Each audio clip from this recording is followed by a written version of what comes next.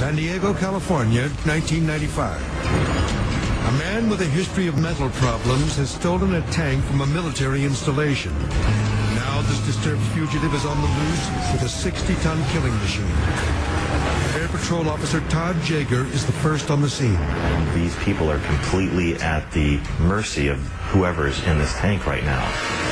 Officer Jaeger and his partner hover high above the horror as the metal monster begins its rampage. The lethal treads reduce cars to piles of twisted steel. Fearful for his life, a terrified driver quickly backs away from the oncoming tank. Now the entire street is covered with the ruins of smashed cars and downed power lines. The crazed driver barrels through the crowded neighborhood, nearly sideswiping an innocent motorist. Then he charges through an intersection. Watching from her window, Lucille Santos sees the tank coming.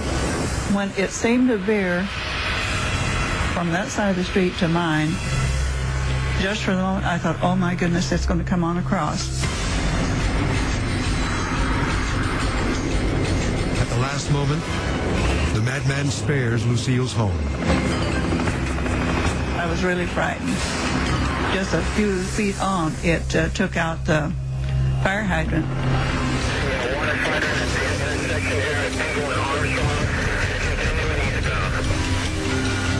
Then the heavily armored vehicle rips through a motorhome in a matter of seconds.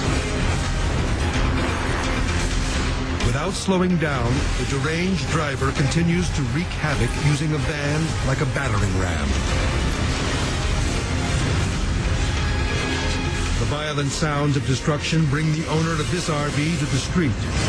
When I went outside, I just seen my whole block demolished. And then when I went to go look at the motorhome, half of it was gone. And it was just devastating, actually. Fewer than 10 minutes into this reign of terror, the quiet city streets have been transformed into a war zone. Sandra Pinnell and her daughter Heather tremble with fear after their minivan is sideswiped by the enraged outlaw. I tried to get out. I didn't unbuckle my seatbelt. I ended up covering my face and scrunching up like a little ball and started screaming. San Diego police have now arrived in full force. But it's too late. The crazed driver is headed onto the freeway. Now the police are determined to end this nightmare. But the maniac makes one final desperate move. He veers into the center divider toward oncoming traffic.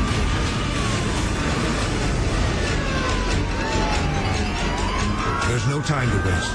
Abandoning the safety of their patrol cars, the officers jump onto the moving tank. They force the hatch open, not knowing if the madman is armed.